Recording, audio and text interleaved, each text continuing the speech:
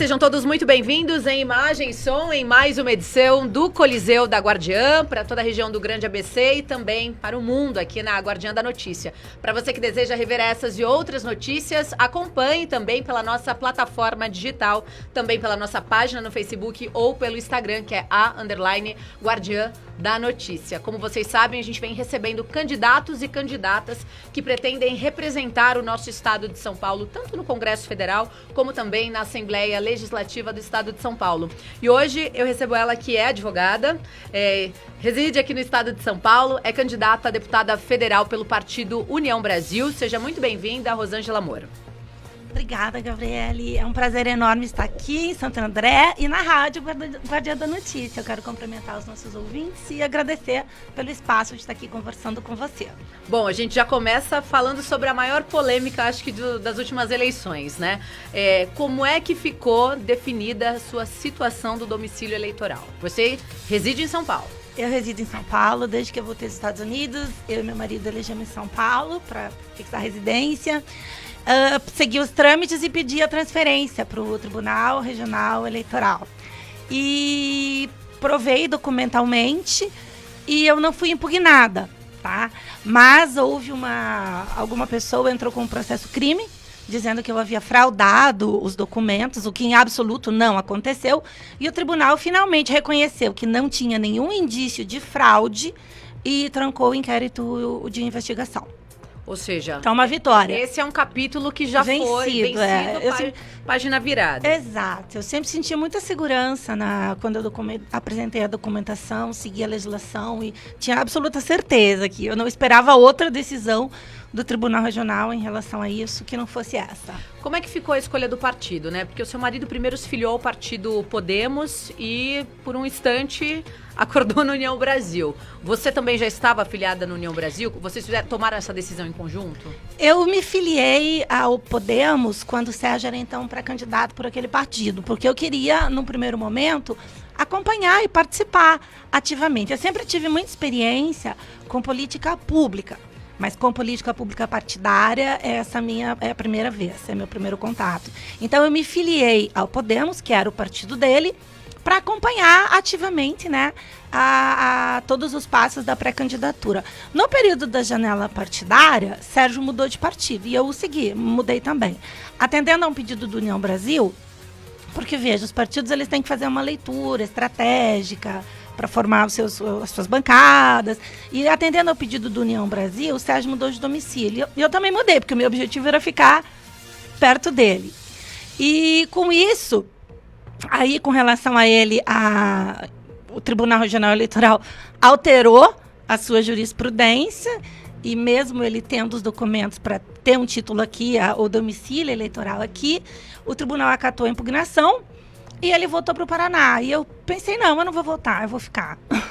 Vou ficar em São Paulo e quero engrossar a voz das causas que, tanto para ele quanto para mim, são muito caras, que é o combate à corrupção. Até porque esse dinheiro, Gabriele, da corrupção faz falta nas políticas e pautas que são as que eu atuo ao longo da minha trajetória, que é o terceiro setor, educação, saúde e assistência social. Mas como é que foi essa transição do Podemos para o União Brasil? Porque a escolha da bandeira é muito importante, né? Para você dar sequência aí a uma campanha eleitoral, principalmente por conta do viés político, por conta dos seus princípios. Enfim, é um partido novo, né? O União Brasil é um partido que surgiu de uma junção. Como é que foi essa transição, essa saída de vocês do Podemos para o União Brasil? Não, essa transição foi absolutamente pacífica e dentro da normalidade, porque a janela partidária permite que troque de partido. Porque o Podemos, sendo um partido menor, ele não teria estrutura para uma majoritária, né? E veja, todos os partidos, assim, de uma maneira ou outra, eles apresentam-se com meio que rachados. E não havia essa unanimidade nem dentro do Podemos, era um partido menor. Então, para tentar viabilizar a pré-candidatura à presidência da República, optou-se por ir para a União Brasil. Mas é tudo na política, veja, é tudo construção, é diálogo. E infelizmente, ele deu um passo atrás da candidatura à presidência, mas permanece no debate político. 14 horas e 12 minutos. Aqui na Rádio Guardiã da Notícia, você ouve a campanha Rosângela Moro, né? Doutora Rosângela Moro. Ela é candidata a deputada federal pela União Brasil. Vamos falar sobre você. Tá, ótimo. Não precisa me chamar de doutora. Pode me chamar de... Vai ficar falando da pauta do doutor Sérgio Moro. Exatamente. Você disse que é advogada, né? Sou. E atua no terceiro setor. Atua. Essa vai ser uma das suas bandeiras? Porque o terceiro setor no Brasil também parece que é uma causa esquecida, né? Infelizmente é uma causa esquecida e eu costumo dizer que há muitas situações de excelência acontecendo no terceiro setor que poderiam ser reproduzidas pelo primeiro setor, que é o Estado. Na minha experiência, eu trabalho com entidades de assistência social, educação e saúde. Então, por exemplo, a saúde agora acabaram de promulgar o piso dos enfermeiros, da enfermagem, o que é muito bom. Nós queremos que os enfermeiros ganhem bem, só que a gente tem que pensar na tabela do SUS, porque as santas casas e os hospitais filantrópicos, eles usam a tabela SUS. E como a tabela SUS não tem reajuste desde 2014, as santas casas e os filantrópicos não vão conseguir fechar suas contas. Então, assim, isso é o terceiro setor trabalhando e esse olhar voltado ao terceiro setor que a gente precisa ter. Essa é uma bandeira sua, então? Essa é uma bandeira minha. Mesmo porque não vai fechar conta, né? Não fecha conta, e aí, Gabriela, como é que não fica fecha. Essa situação?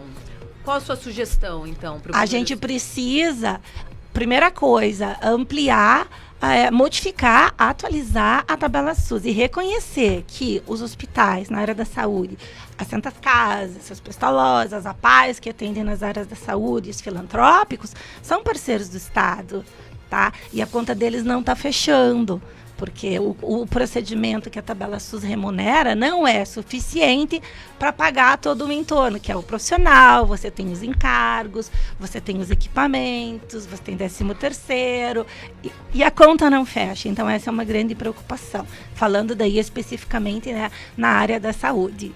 Quais outras bandeiras você pretende levar, né? A pauta anticorrupção? Veja, eu acho que a pauta anticorrupção, a corrupção é o grande câncer do país, eu acho, sabe? Porque você retira dinheiro de pautas importantes e o gestor tem uma escolha comprometida. Isso não é bom.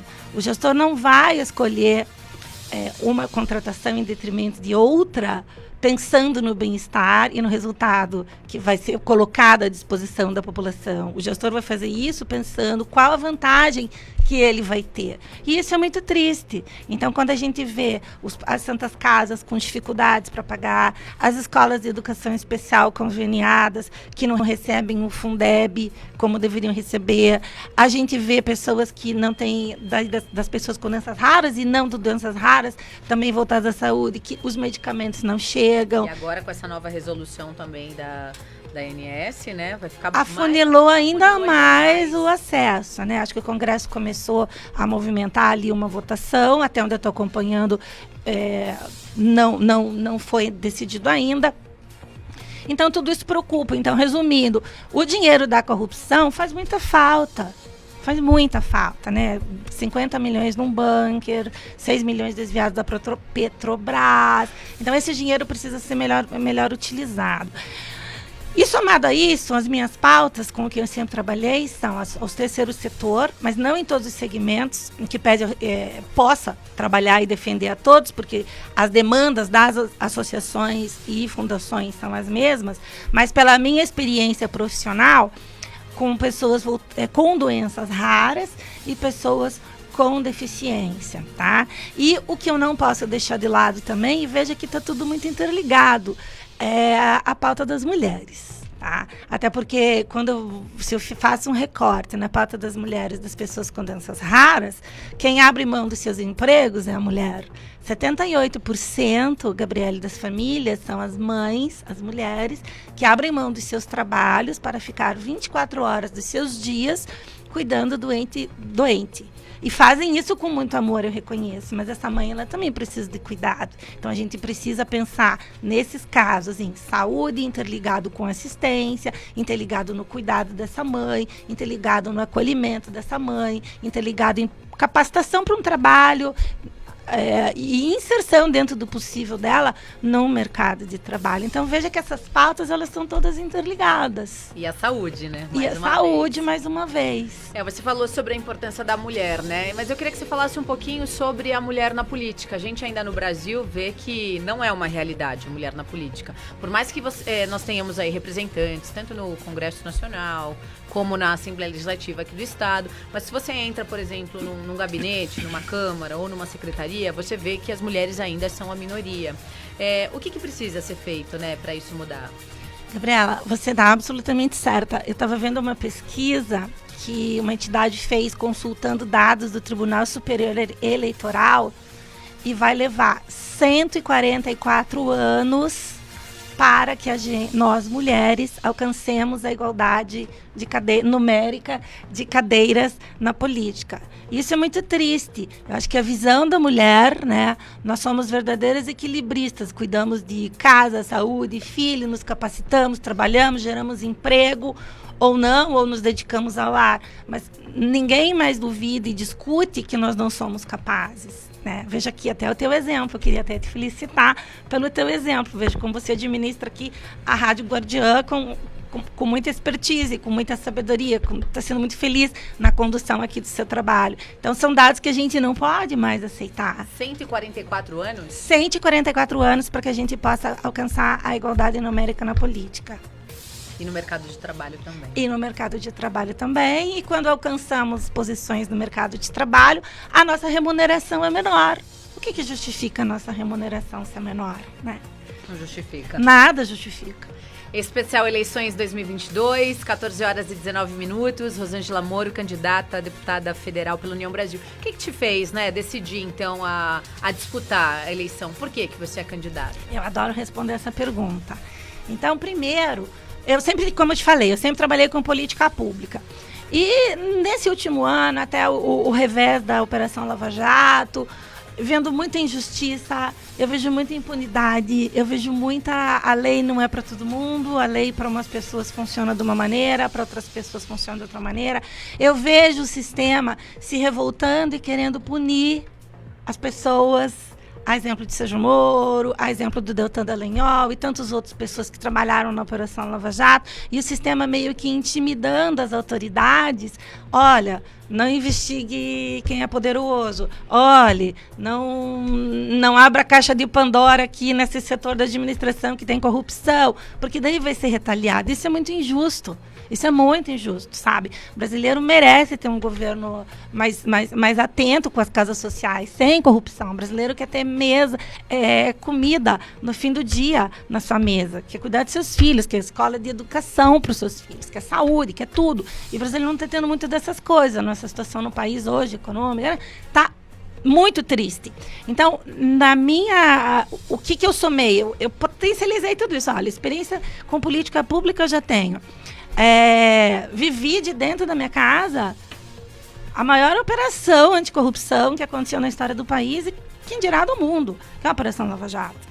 Vejo como os agentes do sistema, as instituições, estão sendo retaliadas. Vejo que foi desconfigurada a lei de abuso de autoridade. Vejo que está sendo desconfigurada a lei da improbidade administrativa. Então, sabe, somando tudo isso... A lei de improbidade administrativa? Eu acho que a gente tem que cada vez mais enrijecer. Eu acho que o patrimônio público, o dinheiro público é um bem muito sagrado, que está fazendo falta, né? Para o acesso às pessoas, das necessidades, para ser supridas as necessidades básicas, que são obrigação do Estado. Então, eu vejo com muita tristeza, cada vez que se aprova uma lei que afrouxa o sistema de corrupção, o combate à corrupção, que retira lá o dolo da lei da improbidade, retira a culpa da lei da improbidade administrativa. O gestor, ele precisa ser condenado, se mesmo nos casos de culpa, na minha percepção, porque ele vai ser mais diligente se ele souber que ele vai ser.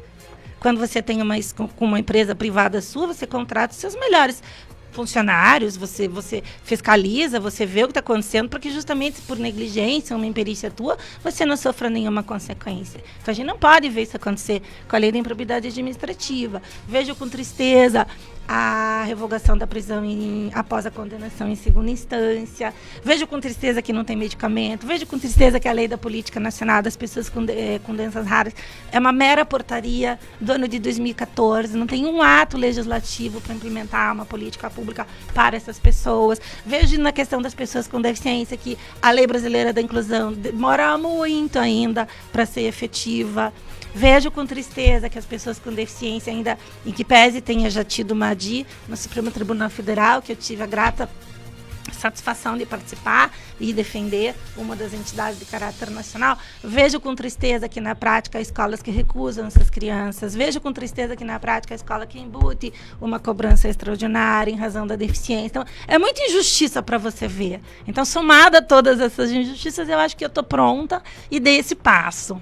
Agora, o União Brasil vai seguir aqui em São Paulo com a reeleição do governador Rodrigo Garcia.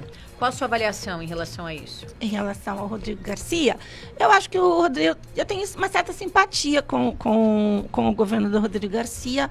Eu acho que ele, apesar de ser uma pessoa nova, tem a mesma idade que ele tem uma experiência, tem trânsito aí na administração pública. E eu acho que nesse momento que a gente está vendo um país tão polarizado, tanto o bem contra o mal, o Deus versus o demônio, a extrema-direita versus a extrema-esquerda, todo mundo se matando, pegando arma. Eu acho que o que o brasileiro está precisando é de paz.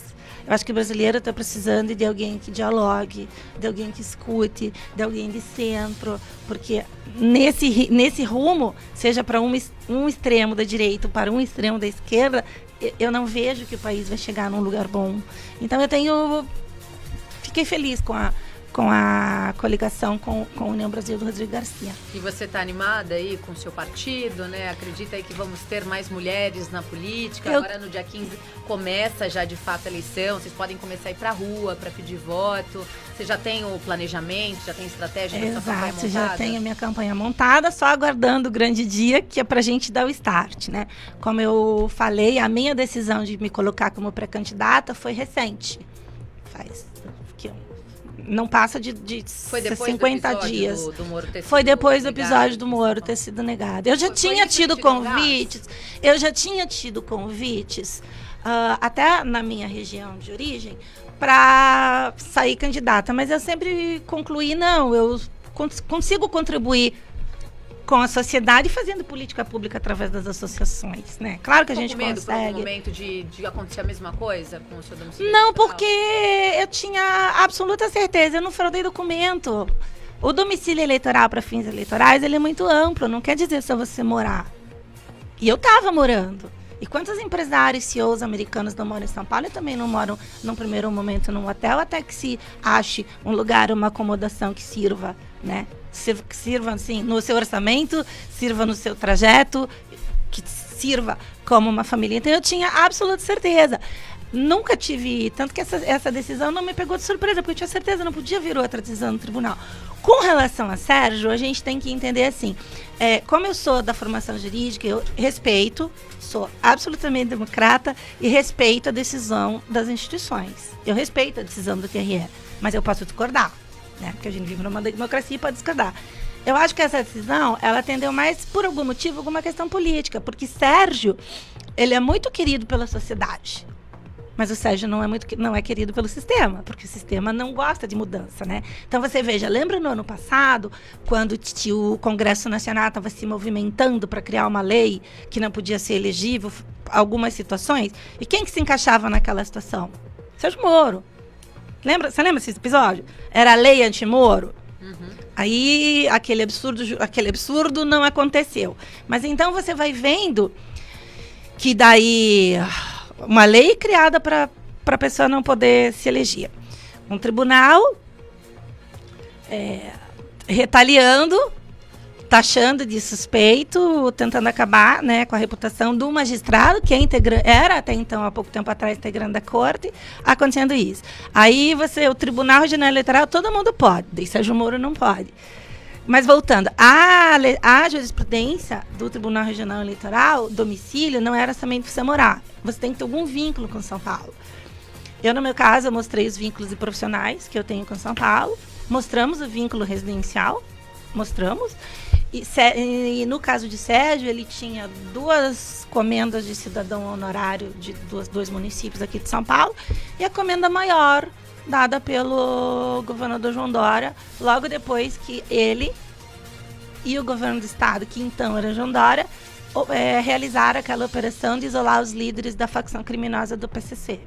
Que até porque depois ninguém nunca mais ouviu falar de Marcola aqui, que foi uma operação de sucesso. Não pôs em risco ninguém morreu, isolou os líderes nos pedidos corretos e interrompeu a comunicação com o mundo externo. E ele ganhou a maior honraria do estado de São Paulo. E estávamos morando aqui. Mas tudo bem, né? Eu acho que são decisões políticas, eu tenho que entender, respeito, não vou sair por aí xingando tribunal, porque não é por aí. Eu acho que a gente tem que se posicionar, falar, mas sem agressões e sem motivar violência, que isso eu absolutamente discordo. Quem que é a Rosângela Moro hoje? A Rosângela Moro é uma pessoa determinada. A Rosângela Moro é uma pessoa que ficou com o couro bem grosso desde Lava Jato pra cá, porque, como eu disse, vivi na minha casa. Mas a Rosângela Moro é uma pessoa que torna tudo isso como válvula motivadora. E eu quero muito, agora, no estado de São Paulo, através das minhas pautas e da pauta anticorrupção, porque São Paulo é também órfão de candidatos que se coloquem verdadeiramente contra a corrupção. Você vai ver as eleições de 2018, muitos se elegeram na bandeira da Lava Jato. A Lava Jato pode ter acabado, podem ter acabado, né? Podem ter acabado com a Lava Jato, mas a gente tem que pensar no legado que a Lava Jato deixou, né? Quem são as pessoas que estão dispostas, que não têm telhado de vidro, porque para você se indignar com alguma postura, você não pode ter telhado de vidro. Então as pessoas falam assim, ela é a conja, ela ri da voz. Pode rir. Na minha casa não vai ser pego mala, nunca foi, eu não estou respondendo processo, não estou respondendo nada. Então eu estou muito tranquila, sou determinada e tudo isso que aconteceu é uma válvula de motivar para fazer o bem. E quem vai ser a Rosângela Moro, deputada federal? A Rosângela Moro, deputada federal, vai ser exatamente a mesma Rosângela Moro, que gosta de ouvir. Vai atender todo mundo? Gosta de ouvir, gosta de estar com as pessoas, gosta, por ser do terceiro setor, eu sei que a solução não está na cabeça de uma pessoa só, eu sei que a solução está lá, vamos ouvir aquelas pessoas que são as envolvidas com aquela determinada temática e vamos construir na base do diálogo sempre. Essa é a Rosângela Moro que pode esperar na Câmara Federal, se eleita for. Suas considerações finais, por favor. Querida, eu quero agradecer o espaço de estar aqui, quero mais uma vez te parabenizar. Me representa muito ver você aqui tomando conta de todos os procedimentos e departamentos da rádio. Me inspiro em mulheres como você. Quero dizer que estou à disposição, a minha pré-candidatura está totalmente à disposição de quem quiser conversar comigo, receber propostas do terceiro setor, ou das pessoas com deficiência, ou raros, ou também pautas de enfrentamento à corrupção. E que o meu objetivo maior é tornar a vida das pessoas de alguma maneira melhor. Obrigada. Obrigada a você. E obrigada a vocês que nos acompanharam até agora na Guardiã da Notícia. Essa foi Rosângela Moro, candidata a deputada federal pelo União Brasil. Mais uma edição do Coliseu da Guardiã. A gente segue a nossa programação. Daqui a pouquinho tem mais uma edição.